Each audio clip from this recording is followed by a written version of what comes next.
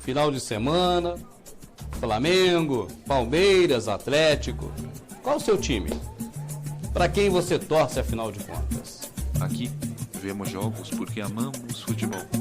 E torcemos para o time mais fraco porque gostamos de boas histórias. Final de semana, qual o seu time? Porque gostamos de boas histórias. Para quem você torce, afinal de contas? Você que torce para o seu time de futebol, você está sendo enganado. O que você vê é um circo armado. Você que torce para o seu time de futebol. Criava um subterfúgio sempre com aquela velha arrumação de futebol é o ópio, é a alegria do povo. Você está sendo enganado. Futebol é o ópio, é a alegria do povo. Futebol é um esporte pequeno burguês. Ele é o ópio do povo. Você está sendo enganado. Quem diz que futebol é o ópio do povo? Você está sendo enganado. Futebol é um esporte pequeno burguês. Quem diz que futebol é o ópio do povo, muito possivelmente não conhece de futebol. Mas com certeza não conhece nada de povo. Ele é o ópio do povo. Futebol é o ópio, é a alegria do povo. Salve, salve, salve. Estamos iniciando aqui mais um Ópio do Povo FP dessa semana. Semana talvez uma das mais intensas, eu diria, ou umas mais esperadas para quem gosta de futebol, porque essa semana saiu a convocação da seleção brasileira para a Copa de 2026, que será disputada nos Estados Unidos e México. Mais nos Estados Unidos e um pouquinho menos no Canadá e no México, mas é uma Copa tripartite. Hoje o tema da semana vai ser a convocação, vai ser tudo que rolou ali, tudo não, né? Porque não sei tudo que estava rolando lá, mas tudo que a gente conseguiu ver na cerimônia de convocação, que foi criada uma cerimônia, né? Uma coisa que eu não lembro de ter visto algo parecido na minha vida aí, tô com 39 anos. Lembro, normalmente era uma coletiva de imprensa que eram apresentadas ali algumas informações sobre a preparação da Copa e dava a lista. Dessa vez foi uma coisa diferente, né? Foi uma apresentação, sei lá, começa com um vídeo da chegada do Ancelotti ali ao Museu do Amanhã, onde foi feita essa apresentação. Ele já chega no carro de uma das patrocinadoras. Acho legal? Não, mas faz parte do jogo que a gente vive. É diferente, sim, sempre tem os patrocinadores que estão querendo aparecer, a seleção ganha dinheiro com isso. Mas eu acho que a festa aqui poderia ter sido diferente, sabe? Eu achei brega, totalmente brega. Algumas coisas não fizeram sentido pra mim. Eu achei a estética brega, feio. Não vi necessidade daquele teatro, além do que eu achei uma qualidade ruim. Não havia necessidade, sei lá, se você quer prestar homenagens ao passado glorioso da nossa seleção, ou se você quer resgatar esse passado glorioso, poderia ser feito de outras maneiras. Vídeo institucional ou um vídeo com a divulgação da lista, trazendo esses signos do passado, essas lembranças, o que fez esse nosso futebol tão grande. Eu achei o teatro pobríssimo, feio, as atuações não foram das melhores, sei lá, para mim não fez muito sentido isso. Depois nós tivemos uma apresentação, sei lá, de um slice do que estamos fazendo aqui na CBF, que também para mim não faz sentido estar, né, nesse momento, sei lá, os caras quiseram fazer uma prestação de contas de um ciclo, de uma diretoria da CBF que entrou no meio do ciclo, que praticamente foi um trabalho de um ano, mas eles querem apresentar o que eles fizeram para, sei lá, demonstrar à mídia, à população brasileira que o trabalho está sendo feito. Eu achei que não era local, sabe? Você pode fazer em outro momento isso, ou após a Copa, ou no início do Campeonato Brasileiro, no início do ano. ficou, sei lá, primeira parte teatro escolar, a segunda parte ficou uma apresentação de uma empresa, evento corporativo. Como disse um amigo meu, depois teve a parte que o Dilcinho fez um cosplay de Sambo, cantando uma partida de futebol do Skank. Também, para mim, não fez sentido algum. Sei lá, se fosse para fazer isso, era melhor ter chamado talvez o próprio Skank. Ou uma outra banda de rock, sei lá. Existem outras músicas que poderiam transmitir essa ligação com o futebol, não sei. Achei que a escolha não foi muito boa. Essa parte, sei lá, talvez não era a coisa que eu queria falar, mas foi bastante discutido. Essa estética, essas apresentações, as músicas, a apresentação de informações da CBF, e uma coisa que ficou gritante, assim, que estava destoando do momento da celebração não, mas do momento que estava por vir, que era o mais importante, que era o cerne, o centro desse encontro aí, que é a convocação da seleção para uma Copa do Mundo, sabe? Eu achei, sei lá, estranho.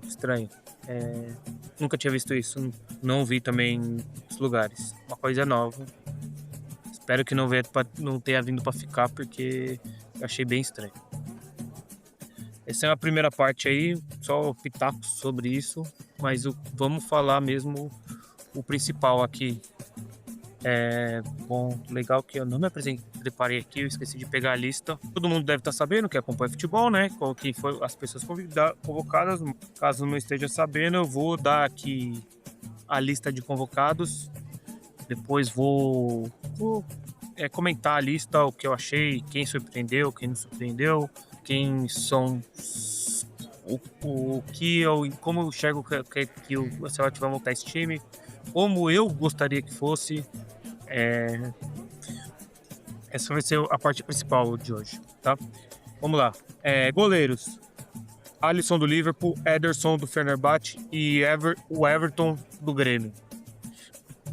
Defensores: Alexandro do Flamengo, Bremer do Juventus, Danilo do Flamengo, Douglas Santos do Zenit, Gabriel Magalhães do Arsenal, Ibañez do Al Hilal.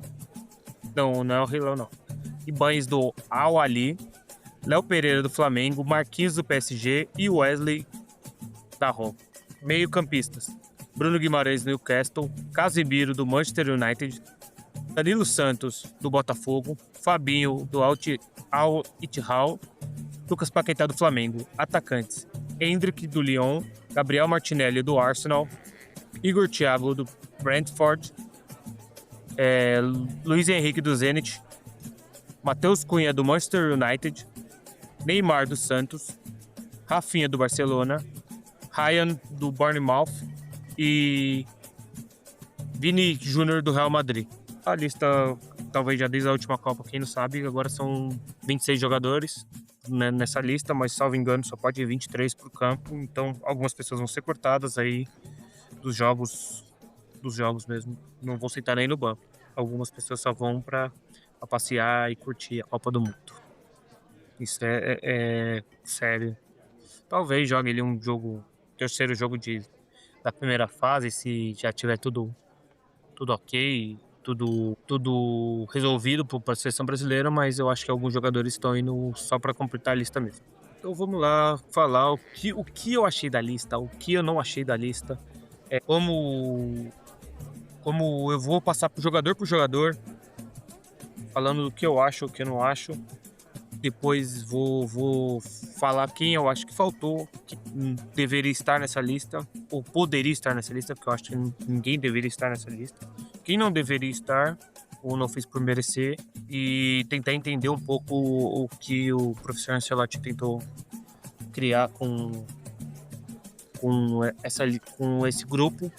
E, sei lá, dentro desse grupo, o que eu acho que dá para fazer de legal, como eu acho que poderia tirar o melhor desses jogadores. É isso que eu vou falar. Hoje a gente vai ter um programa mais voltado pro campo mesmo. Fiz uma crítica inicial ali a a apresentação, que eu achei estranha, mas para mim não era o cerne do que tá acontecendo, né? O foco é a lista e como o Brasil vai chegar na Copa do Mundo desse ano. Vamos começar analisando os goleiros. Goleiro aqui, os dois primeiros sem novidade, né? Alisson e Ederson são os principais goleiros do Brasil já, sei lá, nos últimos 3 ciclos. O outro vestuário aí, teve outros que jogaram durante o ciclo, mas foram esses dois principalmente, que vestiram a camisa do Brasil nos últimos 3 ciclos. Então não destoou muito. Achei estranho, a convocação do Everton, não esperava. O Everton vem numa descendente na carreira, já perdeu lugar e espaço no Palmeiras, no time do Palmeiras, e foi substituído pelo Carlos Miguel, hoje foi pro Grêmio. Sei lá, segundo o Ancelotti, foi uma escolha pela experiência. Acho que não faz, sei lá, muito sentido a escolha na experiência, visto que a gente já tem 2 goleiros que já são bem experientes na Copa do Mundo e no cenário internacional. Eu acho que poderia ter escolhido outros goleiros. Eu acho que o Bento, essa escolha, eu acho ele foi uma escolha na carreira ruim, tá atuando num centro que é abaixo, e eu sou totalmente contra convocar jogadores que estão jogando na Arábia. O nível é muito baixo para essas pessoas estarem cotadas para a seleção. Eu acho que não faz sentido a gente contar, e o Bento falhou aí nos últimos jogos do seu time e acabou perdendo essa vaga, mas eu esperava talvez outras opções para essa terceira vaga de goleiro. Se você quisesse trazer um goleiro experiente, eu acho que poderia ter trazido o Fábio, que é um goleiro bem experiente, e eu acho que fez por merecer essa vaga aí nessa última Copa do Mundo. Tá próximo de se aposentar, poderia estar nessa vaga. E mais, se você quisesse goleiros que, pensando no futuro, eu acho que a gente poderia ter pensado no Hugo do Corinthians, que eu acho que é um goleiro que também tá pedindo passagem aí, e no Carlos Miguel do Palmeiras. São 2 goleiros que eu acho que podem ter um futuro aí na seleção, estão numa fase boa. Eu acho que poderia ter sido isso, mas eu acho que talvez, para mim, a convocação mais surpreendente foi a do Everton. Eu não esperava que ele fosse convocado. Entendo quando a explicação é a experiência dele. O Everton é campeão olímpico com a seleção, que tem bastante bagagem, bastante título, mas eu acho que ele chegou no momento que a carreira dele já não é das melhores, não é um goleiro referência. Primeira linha, ele sempre é o goleiro de primeira linha, mas ele não é referência, não tá no auge da sua carreira. Mas sim, eu acho que não é muito relevante, sabe, ter posição de terceiro goleiro. Dificilmente 2 goleiros vão se machucar aí para o terceiro goleiro entrar. E acredito que não tem uma disputa. O Alisson deve ser o titular, o Ederson o reserva, e o terceiro goleiro tá indo para lá para passear, talvez. Dar uma voadora numa briga, mas eu acho que não, porque com certeza ele não deve estar no banco, como eu disse anteriormente, só podem ir 23 pro banco, então ele deve ser o que tá cortado dessa lista aí, tá? Vamos lá agora analisar os defensores. Vamos começar, eu vou ordenar por posição, pode ser uma ordem por posição. Tá, laterais direito, Wesley, da Roma. Eu não gosto do Wesley, tá? Nunca gostei. Eu acho um jogador ruim, mas entendo que ele está muito bem na sua carreira. Vem jogando bem na Roma, foi bem no Flamengo. É que eu não gosto mesmo, aí é questão de gosto, sabe? Não acho que ele tenha condições para estar numa seleção, mas também entendo a sua escolha, porque também a gente não tem muitos jogadores para jogar nas laterais como um todo. Um dos problemas maiores da seleção são as laterais. A gente não tá tendo boas safras de laterais, né? Aí tem que entender como tá a formação, todas essas coisas, e eu não analiso para agora, mas eu, André, não gosto do Wesley. Entendo a sua convocação. Agora eu vou começar algumas críticas. Danilo foi convocado pela sua liderança. O senhor já deixou claro que ele ia ser convocado, não importa o que aconteça. Ele não vem jogando no Flamengo. Inclusive, ele não vai jogando de lateral. Acho que ele não jogará de lateral. Ele deve ser ali no jogo. Se for jogar, vai jogar na zaga. Mas em teoria ele é lateral reserva. E entendo, inclusive, que ele nem seria o reserva imediato. Eu acho que o Ancelotti, o reserva imediato ali da lateral direita vai ser o Ibanez. Então, sim, o Danilo foi convocado pela sua liderança, mas eu entendo que não teria lugar para ele. Não tem necessidade, sabe, desse tipo de convocação. Você poderia ter colocado, dar espaço para outros jogadores. Eu sinto um pouco que a gente ficou preso a uma estrutura de alguns jogadores que já deveriam ter acabado seu ciclo na seleção. E o Danilo é um caso desse, sabe? Eu acho que o Danilo, durante muito tempo, foi o melhor lateral que a gente teve, mas hoje em dia ele não é o melhor lateral do time do Flamengo. Então, eu acho estranho. Não convocaria, mas eu entendo o que o Ancelotti quis fazer. Esses são os dois laterais, tá? Wesley e Danilo. Na lateral direita. Na lateral esquerda, Alexandro. Cai no mesmo problema, que a gente não tem muitas opções. Cumpre bem ali, já passou do seu auge, já é um jogador já mais velho. Hoje em dia não é idade. Eu acho que dá para fazer ele uma lateral decente com o Alexandro, e a outra opção é o Douglas Santos do Zenit, também acho a mesma coisa. Dá para fazer uma lateral decente ali, não vai entregar muito, a gente não pode esperar laterais agudos. Foi uma característica do Brasil, sei lá, nos ciclos dos anos 90, anos 2000, e hoje em dia a gente deu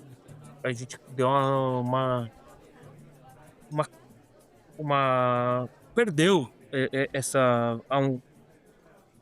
essa qualidade dos nossos laterais, sabe? É cada vez mais difícil ter laterais assim. Sei lá, mas eu também não enxergo muitos laterais no futebol mundial, assim, que você fala que são unanimidades, que todo mundo acha ótimo. Tem pouquíssimos. Então, no Brasil, sei lá, foi colocado mais ou menos o que dava. Dos laterais que poderiam ter ficado por fora, o Juba do Bahia, talvez fosse interessante ter levado ele, mas nada muito fora disso. Eu acho que a gente sofre um momento de poucos laterais de uma qualidade confiáveis. Eu não vou querer comparar com Cafu, Roberto Carlos, laterais do passado. Eu acho que os nossos laterais não são confiáveis. Vamos lá para a zaga. Na zaga, os titulares devem ser Gabriel Magalhães e Marquinhos. Marquinhos é o capitão da seleção, então ele deve continuar sendo titular. Tá vindo bem no PSG, chegou ao final do Champions, um zagueiro confiável, bastante confiável. E o Gabriel Magalhães vem numa temporada muito boa aí com o Arsenal, um inglês. Hoje, inclusive, na data que a gente tá gravando, o Arsenal foi campeão inglês sem jogar, devido à derrota do Manchester City, mas essa deve ser a zaga. Eu acho uma zaga confiável. Meus problemas na zaga talvez sejam os reservas. Eu não sei se os reservas estão em condições de fazer substituição assim para manter manutenção de um nível. Os reservas são o Bremer, da Juventus, eu acho um bom zagueiro, mas também não é excepcional, não é um zagueiro de primeira linha mundial, não é também a primeira linha do Brasil. É um bom zagueiro. Eu não gosto do Léo Pereira. Vocês vão achar que estou pegando no pé dos jogadores do Flamengo, mas eu nunca gostei do Léo Pereira. Sempre achei um zagueiro comum. Num time bem fechado, ele entrega bem. Ele não compromete, mas eu acho um zagueiro fraco. Eu acho que tem zagueiros melhores. O Brasil tem zagueiros melhores. Eu acho que o Murilo, o Murilo do Nottingham Forest, melhor que ele, bem melhor. Vitor Reis eu acho melhor, mas é novo ainda, tá subindo ainda. Talvez o Fabrício Bruno, mas talvez para mim também aparece ele no mesmo patamar que o Léo Pereira, não faz muita diferença. É isso, mas assim, sei lá, talvez seja a última opção da zaga, talvez o Léo Pereira não comprometa tanto, mas eu acho que tinha zagueiros que poderiam ser convocados na frente dele. O principal para mim é o Murilo. Que o Murilo ficou queimado com o jogo da Argentina, mas eu acho contra a Argentina que o Brasil perdeu e ele jogou mal pra caramba. Mas toda a seleção jogou mal, mas ele ficou bem queimado. O último zagueiro aqui é o Bremer, não, o Ibanez. Ibañez veio na vaga do Militão para jogar como o Militão joga, podendo fazer lateral direito. Já foi testado assim pelo Ancelotti e eu acho que ele entrou por aí. Eu acho, inclusive, que ele vai ser o reserva imediato da lateral direita ali do Brasil, antes do Danilo. Eu acredito que o Danilo foi para passear, sinceramente. Foi pela resenha, foi pela amizade, foi para ter manter ali o moral do grupo, mas eu acho que ele não dificilmente vai jogar. Dependendo ainda de jogos mais difíceis, com velocidade, com intensidade maior, eu não sei se ele aguenta. Aliás, eu não sei se muitos dos nossos laterais e alguns zagueiros aguentam uma intensidade mais alta aí no jogo. O Brasil vai precisar pensar nisso. Meio-campistas. O que também eu acho que sem novidade nenhuma, eu acho que foram convocados os melhores que o Brasil tem. Não vejo ninguém que consiga entrar aqui. Quem ficou de fora também que poderia estar muito longe do que foi entregue aqui. Então eu acho que sem os meio-campos eu nunca achei que o meio-campo brasileiro é um problema. No nome, né? No papel, todo mundo joga bem, mas talvez na construção do time seja um problema. Eu gosto do Bruno Guimarães, gosto do Paquetá um pouco menos, mas eu gosto do estilo de jogos dele. Casemiro para mim é titular, absoluto. Ele trouxe o Fabinho, que é o Casemiro, pode fazer a do Casemiro, é o único que faz. Para mim, o que eu espero mais aí é o Danilo. Eu acho que o Danilo é um ótimo jogador. Talvez você procure na redes aí, você vai achar opiniões mais fortes sobre o Danilo, mas ele, para mim, é o que pode dar uma liga nesse meio campo aí diferente, sabe? Ele entrega uma intensidade que talvez Paquetá e Bruno Guimarães, não sei por que motivo, não entregam, na verdade, porque são jogadores que faziam isso nos seus clubes e na seleção nunca conseguiram entregar uma intensidade de um jogo que o Brasil precisa, sabe? E pelo esquema do Ancelotti, o que o Brasil vem jogando, o Brasil precisa de muita intensidade no meio campo, senão o jogo não flui. Ficou afastado aí por problemas extracampo, voltou a jogar pelo Flamengo, mas nada que desabone, assim. Eu acho que precisa jogar pela seleção, isso é um problema. Alguns jogadores precisam, muitos jogadores aí precisam, sei lá, deixar ser um pouco peito frio na seleção e jogar um pouco mais de entrega, um pouco mais de vontade, um pouco mais de intensidade, porque o que eu sinto falta, porque são bons jogadores.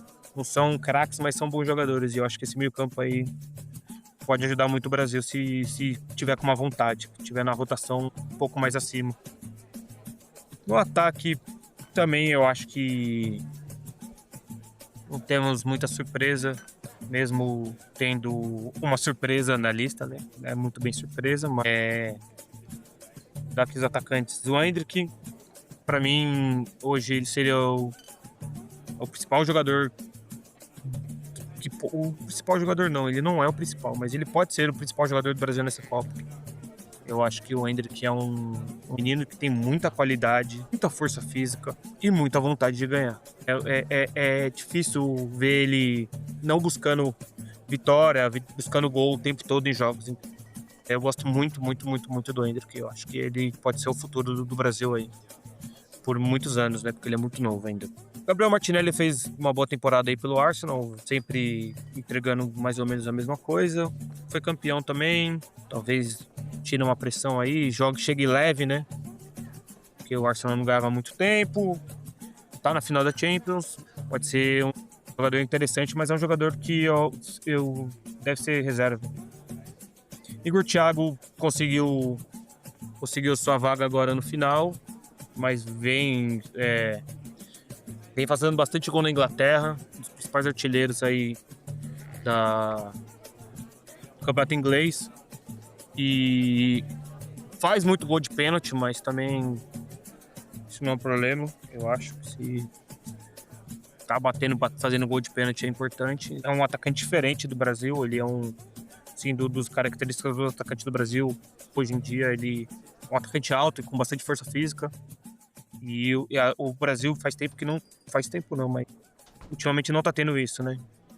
São atacantes mais móveis, mais com velocidade, centroavante, e ele é uma diferença. Um jogo mais truncado, mais pesado, um jogo que precise mais bola aérea, pode ser uma saída pro Brasil. Então, merecida.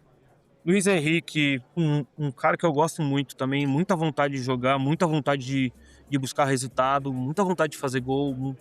Gosto muito. E pode ser que ganhe mais espaço aí com a lesão do Estevão, já que jogavam mais ou menos na mesma faixa de campo ali. É isso, tipo, é um atacante que já também fez uma reta final agora que nas últimas convocações que carimbou sua ida ao Mundial, e ainda mais com a lesão do Estevão, ficou aparente que ele ia chegar. Atacante ali, trabalhador, ele pode jogar uma posição que talvez a gente não tenha muito, que é um atacante que é meio com construtor pelo centro do campo. O Brasil não tem muito isso. A gente joga muito pelas pontas. E como também a gente não tem muito meia, a meia clássico, inclusive essa posição não existe mais, já tá, gente? Fique pela Brasil, falta o meia clássico, isso não existe. Você vai procurar isso aí, é um ou outro jogador no mundo que faz isso, mas não faz do jeito que você acha que é o clássico. E, inclusive, o meia clássico não existe também. Começou de uma maneira, ele vai fazendo evolução e as posições vão mudando, as funções vão mudando, então não existe o clássico não é o clássico. O clássico é o que você achava no passado que era melhor, talvez seja nostalgia, outras dinâmicas. Mas esse cara que vocês querem, o camisa 10, não existe mais. Não existe porque o futebol mudou, tá mais físico, tá mais rápido, tá mais forte e onde esses caras jogavam era o pior local do campo para jogar hoje em dia. Hoje em dia é o pior lugar, é o lugar que tem mais gente, é o que tem menos espaço, então é muito difícil esse tipo de cara jogar.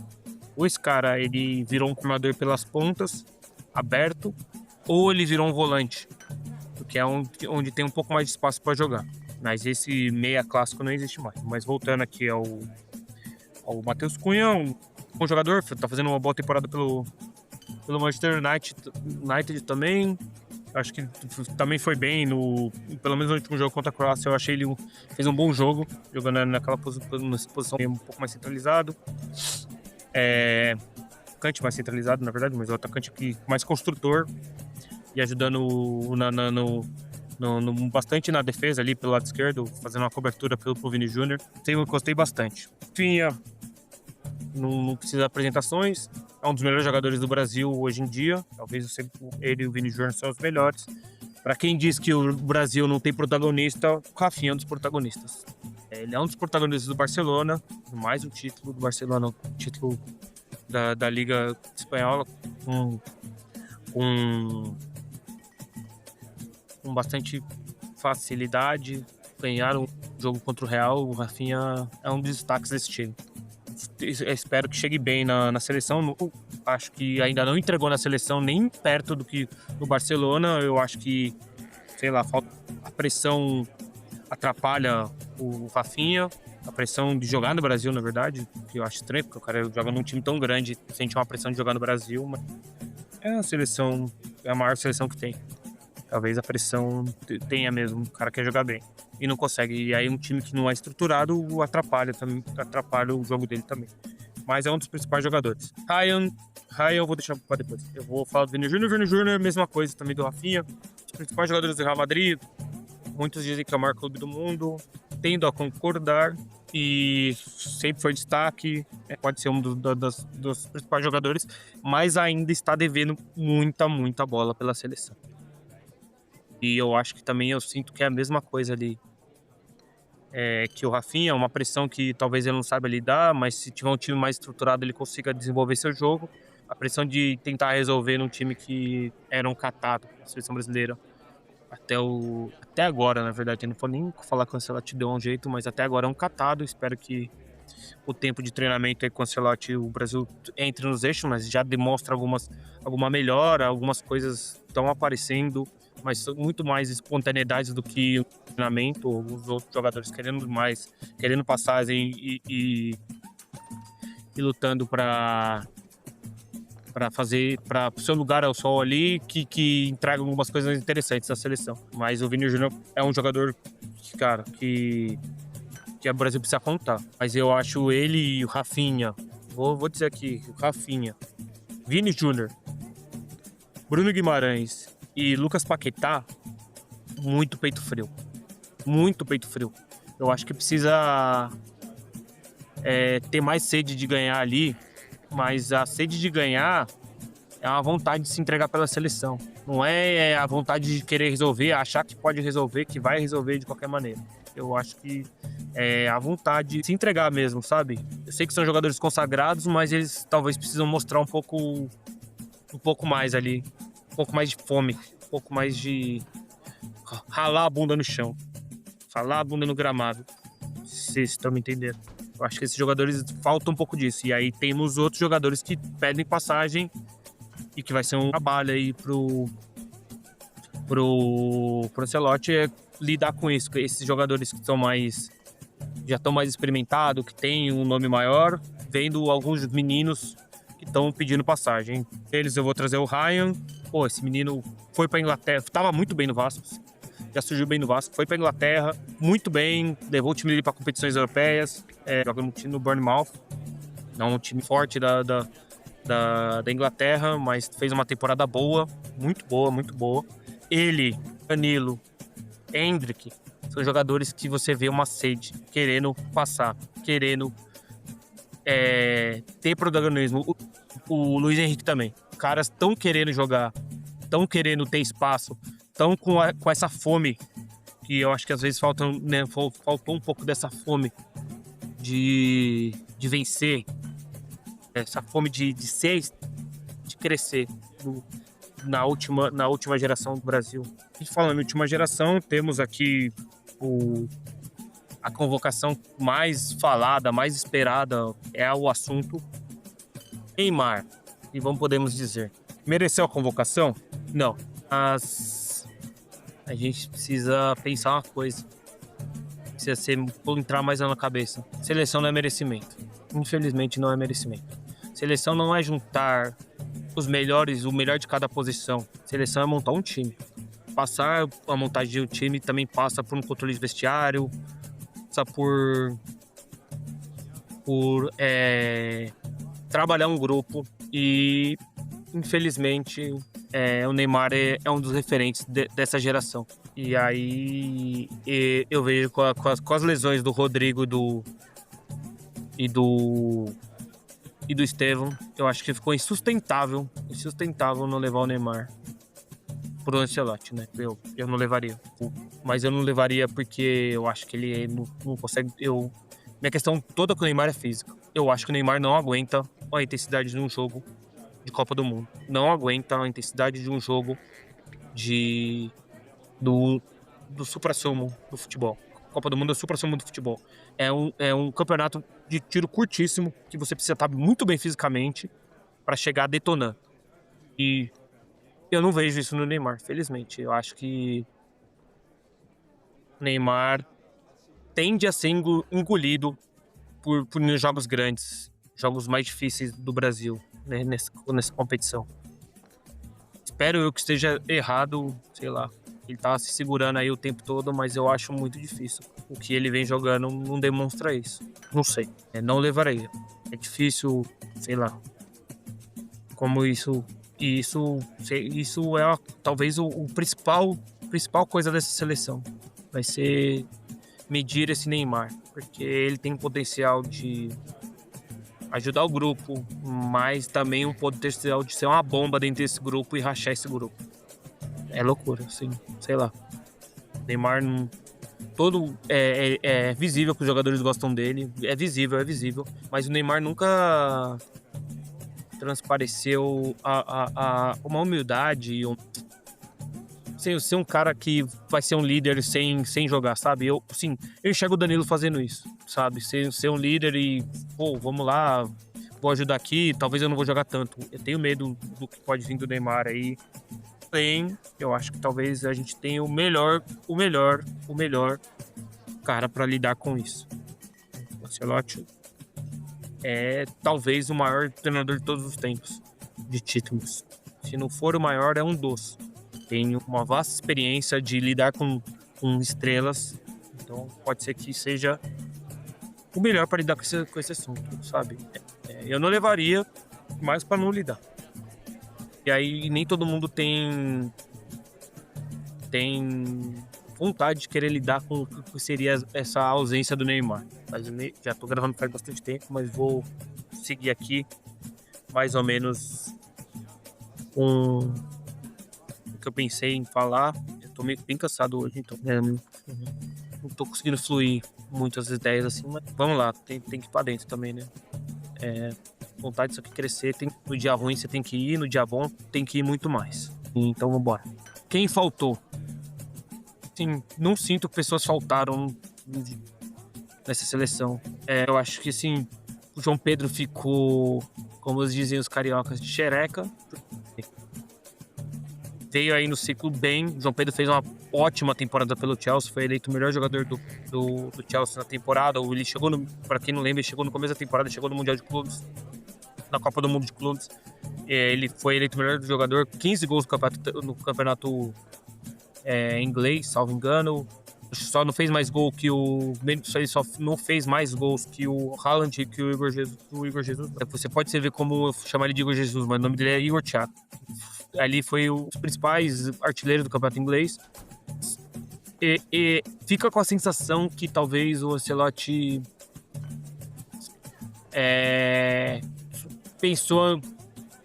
pensou e levou o Neymar no lugar dele. E aí ele vai ter que lidar com essa frustração aí. E ele foi um dos jogadores que deu entrevista falando que queria Neymar na Copa, que tinha que ir de qualquer jeito. E talvez assim ficou a impressão que o jeito foi indo no lugar dele. Vamos ver como ele vai lidar com isso aí no futuro. Toda essa idolatria aí do Neymar. Espero que ele lide bem com isso. Foi um jogador que fez falta e eu acho que caso alguém se machuque aí, qualquer um dos da frente ele se chama machuque, ele será o primeiro a ser convocado. Deu a entender isso, sabe? Eu acho que até o Ancelotti falando sobre isso também, parece que foi o cara que mais balançou ele ali, sabe? Fazer falta, sinto que ele não fez falta. Tá? Eu acho que a gente tá bem servido ali na posição dele. A gente tem Endrick e Igor Thiago. O Igor Thiago é o artilheiro do campeonato um dos artilheiros do campeonato que o João Pedro joga no time menor que o João Pedro, fez mais gols. Tava pedindo um pouco de passagem aí, se mostrou melhor nos amistosos também. O João Pedro que não marcou nenhum jogo pela seleção, se não me engano, 10, 8 jogos, eu não lembro agora. Não entregou muito na seleção, assim, quando esteve ali, mas eu acho que ele é um dos principais ali nesse ciclo. Fora isso, assim, não faltou, acho que o Brasil levou os melhores ali. Quem ficou de fora, próximo, é muito mais próximo do que tá ali, tirando outro jogador que são mais fora em cima da curva.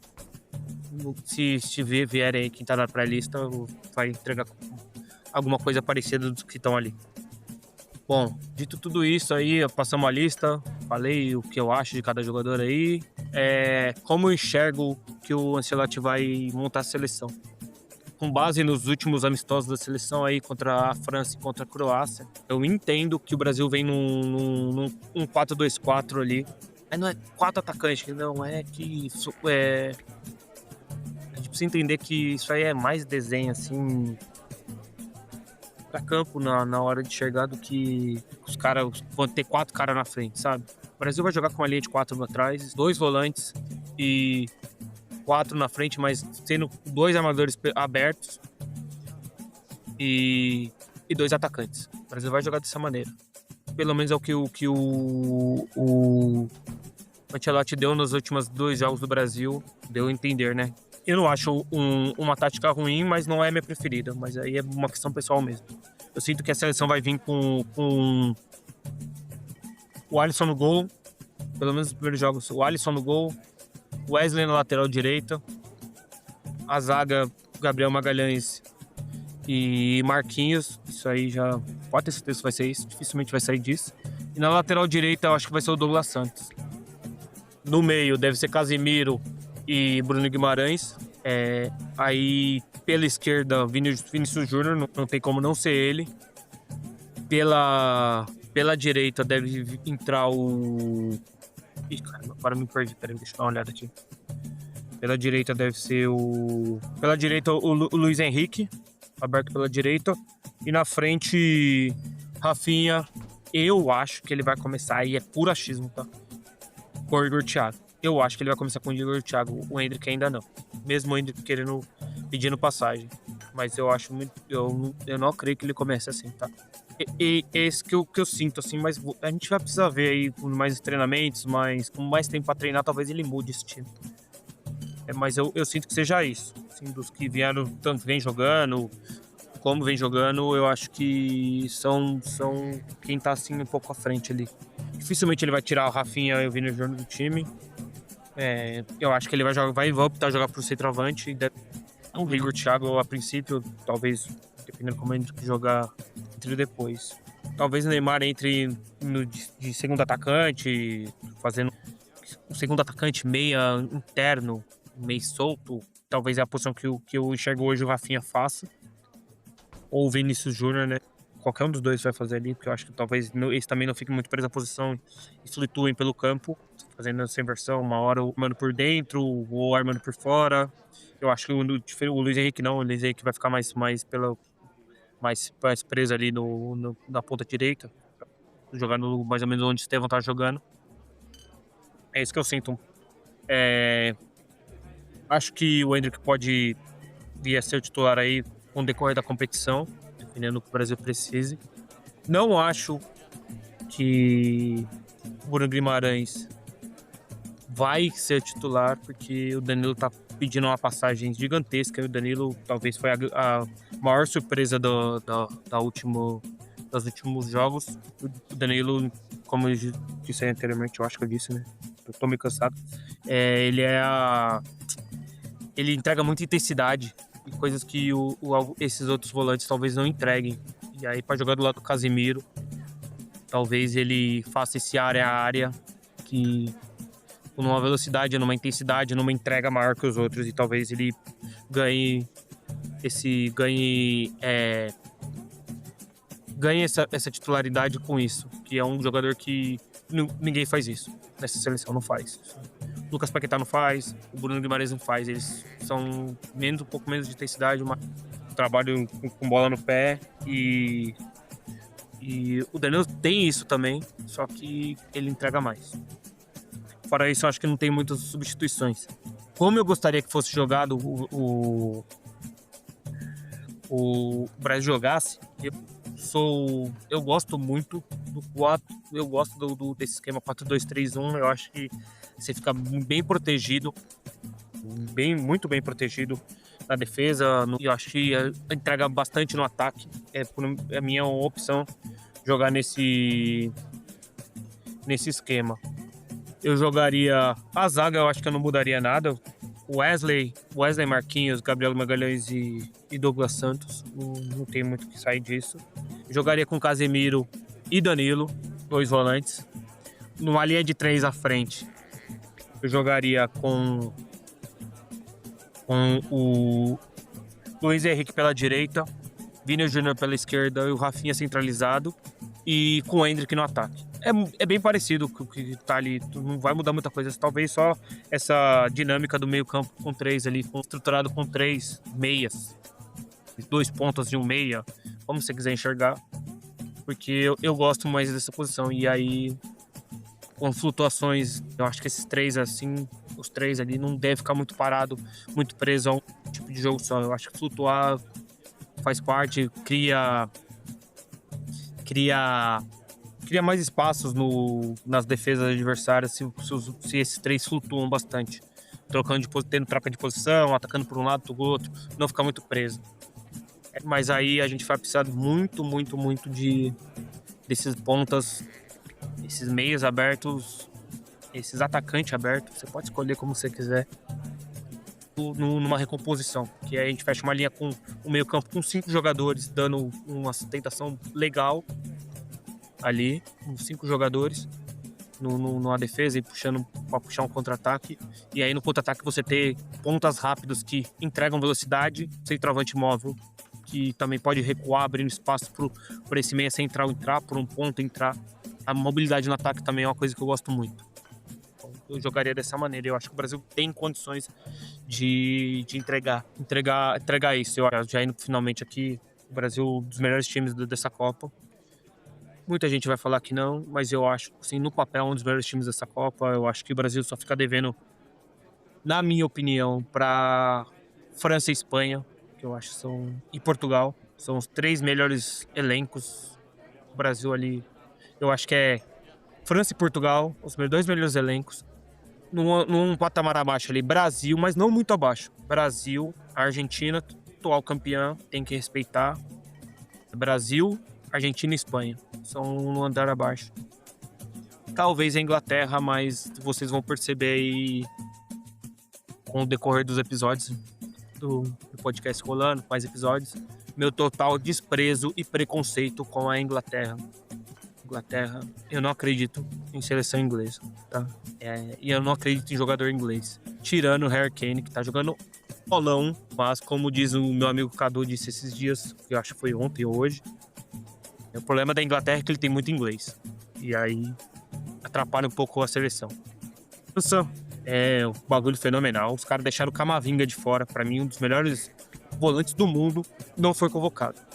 Eu acho que o Camavinga é subutilizado no Real Madrid. Talvez com a chegada de um novo técnico ele seja mais utilizado e talvez isso pesou na convocação dele pro Mundial. A França vai vir com 5 times que ele tem. Muitos bons jogadores, muitos bons jogadores. Mas eu acho que dá pra gente jogar.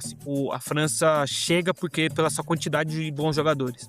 Porque eu acho que o Deschamps não monta um time assim que inspira, que vai atropelar, sabe? Eu vejo, é um time muito pragmático, o time francês, assim.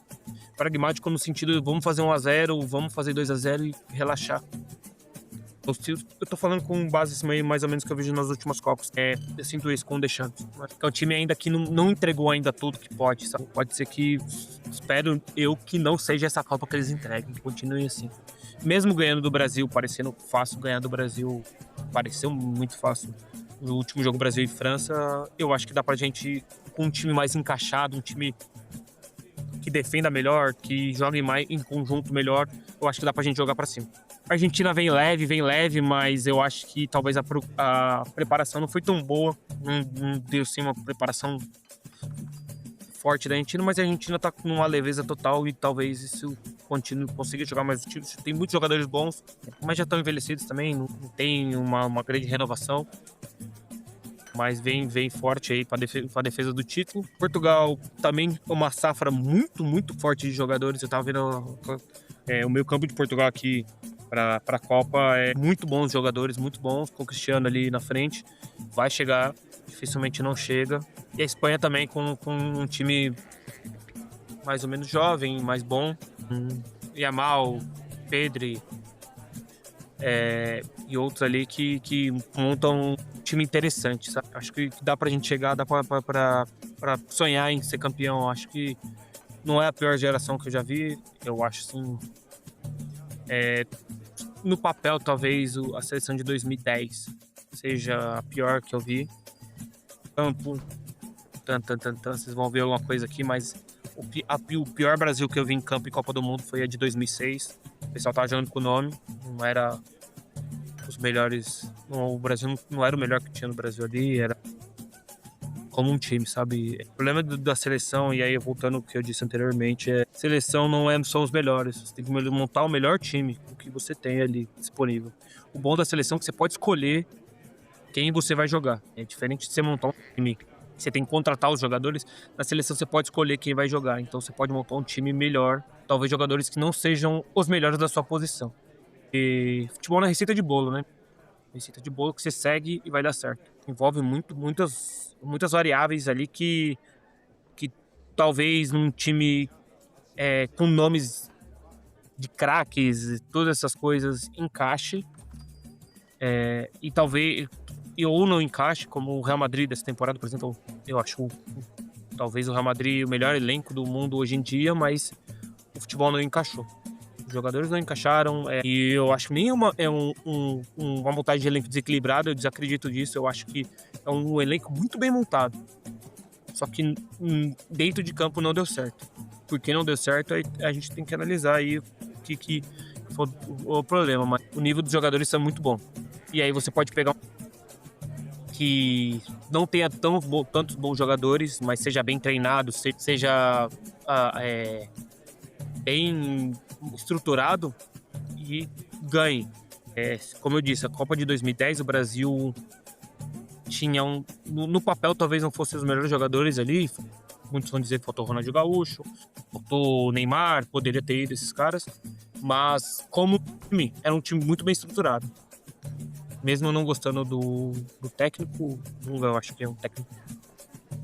Já diz aí da carreira dele, né? Não fez muita coisa, treinou a seleção. Lembra-se só isso. Mas como o time, jogando junto, aquele time conseguia fluir. E se é bonito ou não, aí é outros 500, cara. Isso é questão estética, gosto, e aí cada um gosta do que acha bonito. Mas aquela seleção jogava bem, dentro do que estabeleceu do jogo. Jogava bem, executava bem o que se propunha. E o Brasil pode fazer isso. E o Brasil pode dar show também, porque tem jogadores para isso. E aí vai depender também do que eles querem, que esses jogadores querem. Certo? Então eu acho que dá pra gente ir, eu acho que não é terra arrasada como muita gente tá pintando. Eu acho que o Brasil tem um problema talvez ali nas laterais, principalmente. O Brasil tem um problema seríssimo na lateral. Eu ainda acho que os maiores problemas da seleção são de treino, coisas que você pode resolver treinando, montando um time que joga junto, que treine junto, pegue algumas coisas aí, uma proteção das zagas melhor, que o Brasil se defenda melhor, que eu acho que o Brasil se defende muito mal e tem um ataque um pouco mais organizado, ou desorganizado, né? Porque eu gosto de um ataque mais fluido, um ataque com mais mobilidade, mas tudo isso tem que ser treinado. Então é isso que eu vejo, assim, potencial A. Só que a gente precisa trabalhar esse potencial. Jogar os caras e jogar a camiseta pra cada um e falar, ó, vai lá, joga, galera. Não é isso, não.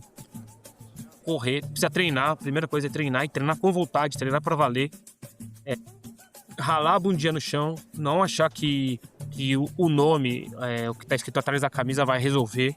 Vai ter que jogar com muita vontade mesmo. E eu acho que se igual, como diz um amigo meu, Samuel, se igualar na vontade, a bola, acho que dá pra gente superar. Mas tem que igualar na vontade. E se não entregar a vontade máxima acima do adversário, não adianta nada. Bom, é isso. Tô bem cansado hoje. Eu tô sentindo que talvez não fluiu tanto, mas consegui falar mais ou menos o que eu pensei aí dessa convocação. Talvez na Copa que role mais esse falar mais do que tá acontecendo no momento. Mas a ideia não é essa, tá? A ideia é trazer temas, assim. Pode ser coisas que aconteceram no momento, mas mais refletidos no que envolve o esporte. Mas eu acho que não tinha como não falar disso agora, sabe? A gente vai entrar no momento que o futebol vai estar direcionado à Copa do Mundo. E aí a gente pode trazer várias coisas concatenando isso. Inclusive, vou começar com as dicas aqui. Eu acho que o Copa Além da Copa, vou indicar o Copa Além da Copa aí, ultimamente está fazendo um programa que aparentemente é semanal, tem toda semana eu consigo escutar assim, às vezes junta um pouquinho, que está falando sobre questões políticas ligadas à Copa do Mundo, o que está acontecendo. Eu acho que é um trabalho fenomenal. Chegando Copa do Mundo, escutem o Meio de Campo, o podcast Meio de Campo. Para mim, talvez o melhor podcast aí que fale de futebol há muito tempo. Espero que eles venham forte para a cobertura da Copa do Mundo, já que eles perderam pessoas importantes aí da sua equipe, mas eu acho que dá para fazer. Quem ficou entrega muita coisa, dá para vir bem, certo? Esses são as minhas dicas, trouxe 2 dessa vez. Por último, fechando aqui, comentem aí o que vocês acharam, pode fazer crítica, estamos abertos aqui, pode discordar, mas sempre mantendo a educação, pode falar que eu sou maluco, pode falar que eu não entendo nada, mas mantenha a educação. Pode me xingar, mas com a educação também. Acompanhe aí nas redes sociais, saiu um teaser aí bem legal, semana passada, um vídeo no Instagram, acompanha lá, é Ópio do Povo FP, o Instagram, e é isso.